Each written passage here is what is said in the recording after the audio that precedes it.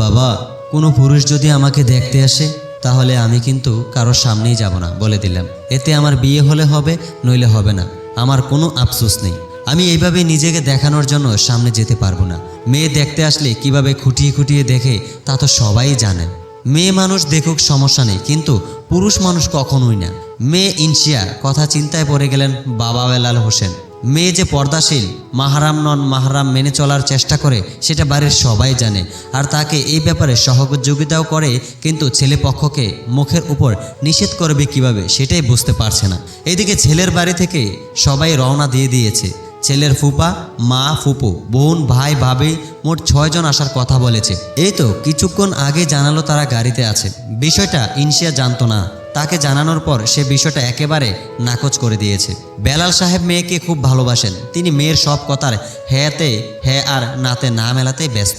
তবে এই পরিস্থিতিতে কি করবেন কিছুই বুঝতে পারছেন না। বেলাল সাহেবের ফোনটা বেজে ওঠে।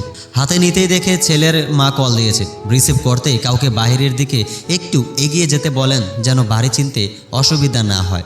বেলাল সাহেব মেয়েকে কিছু না বলে রুম থেকে বেরিয়ে যান। তাকে দেখে বোঝা যাচ্ছে এক আকাশ পরিমাণ চিন্তা মাথায় অবস্থান করছে। বিকেল 5টা, সবার নাস্তা সম্পূর্ণ হয়েছে। এখন মেয়ে দেখার অপেক্ষায় আছে। ইনশিয়া পাশের রুমে চুপচাপ বসে আছে। সে প্রায় কান্না করে দিয়েছে, এটা ভেবে যে তার বাড়ির মানুষ এরকম কিভাবে করতে পারলো। আগে থেকে তাদের কেন নিষেধ করে দিল না। ছেলের বাড়ির সবাই বসে আছে। মুরতাসিমের বোন ইনশিয়ার মাকে বলে, আন্টি আর কতক্ষণ লাগবে, আমাদের তো আবার বাড়ি ফিরতে হবে, ইনশিয়াকে আসতে বলুন। আচ্ছা আমি দেখছি মা, একটু অপেক্ষা করো। ইনশিয়ার মা ইনশিয়াকে বাবাকে নিয়ে মেয়ের রুমে যান। ইনশিয়া তখন বই নিয়ে বসেছিল। তার মা এসে সামনে দাঁড়ায়। তুমি সত্যি যাবে না মা? না মা, আমি নিজেকে উন্মুক্ত করতে পুরুষের সামনে যেতে পারবো না। কি করব তাহলে বলে দে। ইনশিয়া এবার বইটা বন্ধ করে পাশেই রেখে দেয়। কিছুক্ষণ চুপ করে থেকে ভেবে বলে, উনি আপুকে আমার কাছে পাঠিয়ে দাও। উনি তো মূলত ওনার ভাইয়ের জন্য আমাকে পছন্দ করেছেন, আর উনি আমার কলেজ লাইফের সিনিয়র ছিলেন।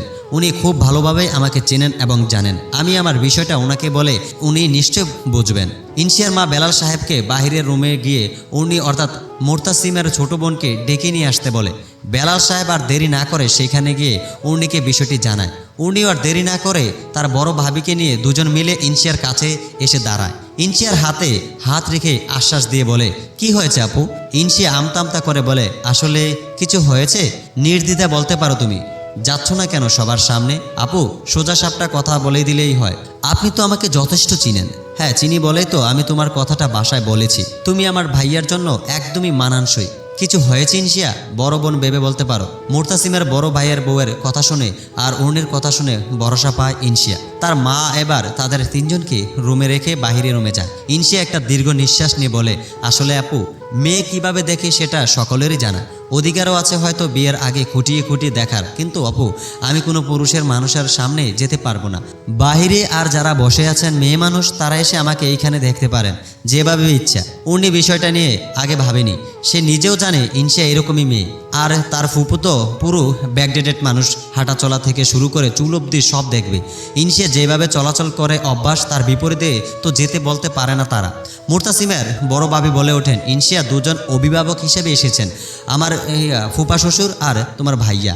ওদের সামনে না গেলে বিষয়টা কেমন যেন দেখায় না। আর বিয়ের জন্য তো সামনে যাওয়াই যায়। এটা অসম্মানজনক কাজ হবে কি না জানি না, তবে আমার পক্ষে সম্ভব হচ্ছে না ভাবি।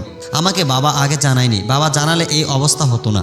আচ্ছা আমি দেখছি বিষয়টা। ভাবি তুমি এখানেই বসো, আমি আসছি। সেদিন উর্নি সবটা সামলে নিয়েছিল। তার বড় ভাই আর ফুপা বিষয়টাকে সম্মান জানিয়েছিল। এই বিষয়ে দ্বিমত করার সাহস তাদের হয়নি। মনে মনে বেশ আনন্দিত হয়েছিল এটা ভেবে যে এই 21 শতাব্দীতেও এমন মেয়ে আছে। ইনশিয়াকে দেখে আসার প্রায় 2 সপ্তাহ পর মুরতাসিম আর ইনশিয়ার বিয়ে সম্পন্ন হয়। মুরতাসিম এখনই বিয়ে করতে চাচ্ছিল না, কিন্তু সবার মেয়ে দেখে আসার পর কথাবার্তা শুনে সে আর দেরি করতে চায়নি। এই মেয়েটাকে সে মনে মনে তার জীবনে একটা অন্যতম স্থান দিয়ে দিয়েছিল। ইনশিয়া বউ সাজে বাসর করে অপেক্ষা করছে। দ্বিতীয়বারের মতো নিজের স্বামীকে দেখার অপেক্ষায় আছে সে। কবুল বলার পর একমাত্র ব্যক্তিগত মানুষটার দিকে সে তাকিয়েছিল। এই একবার তাকানোতেই যেন যুগ যুগ পার করে দিতে ইচ্ছে হচ্ছিল তার। একটা পুরুষ আসলে এত সুন্দর হয়? এ সুন্দর মানুষটা কি তার ইচ্ছে পুরুষ হতে পারবে? নিজের ব্যক্তিগত মানুষটাকে নিয়ে সে যা যা ভেবেছে, এ মানুষটা কি অমন হবে? বিয়ের আসরে একবার দেখে এত মানুষের মাঝে আর একবার তাকিয়ে দেখার সাহস হয়নি তার। এখন বসে বসে বরের জন্য অপেক্ষা করছে। কিছুক্ষণ পরে দরজা খোলার শব্দ পেয়ে তাকাতেই দেখে মুরতাসিম এগিয়ে আসছে। গায়ের সাদা পাঞ্জাবি পাজামাতে তাকে অসম্ভব সুন্দর দেখাচ্ছে। গালের ছোট চাপদারি যেন সৌন্দর্য কয়েক গুণ বাড়িয়ে দিয়েছে। এই ব্যক্তি যে কোনো মেয়ের স্বপ্নের পুরুষ হতে পারেন। মুরতাসিম আর ইনশিয়ার দূরত্ব কমতেই মুরতাসিমের গলার সালাম ভেসে আসে ইনশিয়ার কানে। সালামটা ইনশিয়ার দেবার কথা ছিল, কিন্তু সুযোগটা সে পেল না। মুরতাসিম এসে ইনশিয়ার পাশে বসে এক পলকে নিজের কাঙ্ক্ষিত নারীকে নীরবে দেখে যাচ্ছে। ইনশিয়া মুরতাসিমের ধ্যান ভাঙে বলে ওঠে, আপনার ফোনটা দেওয়া যাবে? বাড়িতে একটু কথা বলতাম। মুরতাসিম সাথে সাথে ফোনটা বের করে ইনশিয়ার সামনে ধরে। মুরতাসিমের ফোনের ওয়ালপেপারে নিজের ছবি দেখে খানিকটা অবাক হয়। আমার ছবি এইখানে? হ্যাঁ, উনি দিয়েছিল। একটা সত্যি কথা কি জানেন, আমি ভেবেছিলাম বিয়েটা ভেঙে যাবে, তবে আফসোস ছিল না। উনি যখন বলেছিল সেই দিনের ঘটনা, আমি তখনই সিদ্ধান্ত নিয়েছিলাম এই হীরের টুকরোকে অন্য বারে আলোকিত করতে আমি দিতে পারি না। এই মেয়েটাকে আমার লাগবেই। অতএব এখন আপনি আমার ব্যক্তিগত মানুষ, আমার বিবি যান। ইনশিয়া কিছু না বলে চুপচাপ মুরতাসিমের দিকে তাকিয়ে থাকে। মুরতাসিম আবার বলে, তোমাকে হেফাজতে রাখবেন আল্লাহ, আমি শুধু তোমাকে সাহায্য করব। আমি সেসব মানুষের মতো নই যারা বউসহ ছবি তোলে ভার্চুয়ালে শেয়ার করে বা বন্ধুদের সাথে পরিচয় করিয়ে দেয়। তুমি যেভাবে থাকতে চাও আমি তোমাকে সেভাবে রাখবো ইনশাআল্লাহ। আমি তোমাকে আল্লাহর জন্য ভালোবাসি ইনশিয়া। মুরতাসিমের এই সামান্য কথায় ইনশিয়ার চোখ টলমল করতে থাকে। তার মানে এই ব্যক্তিগত মানুষটা আর ইচ্ছে পুরুষ একদম তার মতোই চিন্তা ভাবনা। এরকম মানুষ আদৌ হয়? মুরতাসিম আলতো করে ইনশিয়াকে বুকে জড়িয়ে নেয়। ইনশিয়াও নিশ্চিন্তে তার বুকে মাথা রাখে। মুরতাসিম ইনশিয়ার মাথায় হাত বুলিয়ে দিতে দিতে বলে, চলুন বিবিজান, নামাজ পড়তে হবে না? অনেক রাত হয়ে গেলে তো। প্রতিটা ভালোবাসা আল্লাহর জন্য হোক, মিশে যাক একে অপরের সাথে, লাভ হোক আল্লাহর সন্তুষ্টি।